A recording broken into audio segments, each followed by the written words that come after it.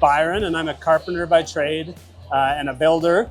And tonight we're hosting a Builders and Brews event, which is something we started 5 or 6 years ago to foster collaboration and connection in the construction and design industry.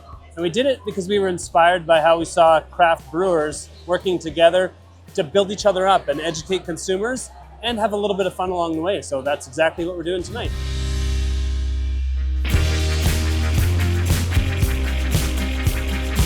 Why do you think events like Builders and Brew are so impactful in the construction industry? You know what, I think that to level up, you need to talk to people that are at your stage or one stage higher than you.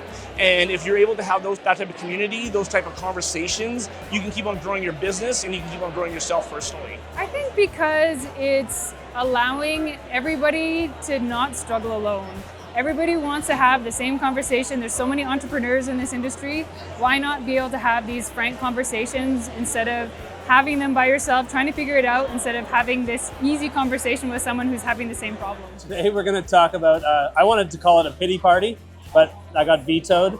But we're talking about why is this industry so hard to work in? And why does it feel particularly hard right now?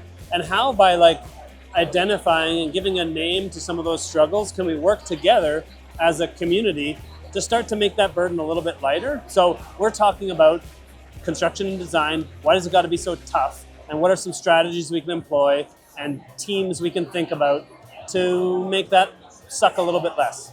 Perfect. And then final one for you. What are some trends you see in the construction industry in Alberta that are kind of catching your eye? Ooh, that's a good one. I think sometimes we have to look a little bit outside of Alberta. Some of the things that I'm seeing is having projects set up for digital assisted manufacturing, whether we're doing it that way or not. So a little more intentionality earlier in the process. And sometimes that means bringing in the right trade and vendor partners to talk about solutions before we've put it on a paper, before we've gotten too far down the road. So it's a combination of using technology to streamline the planning process, but also looking critically at how we approach some of the way contracts are structured to make them more collaborative. So that's not necessarily happening in Alberta in the way that I might like to see it. We're pulling models from Germany or from other countries where they're a little more established and a little more willing to adopt technology because they're trying to solve the labor crisis that they've had for many decades that we're just kind of fumbling our way through right now.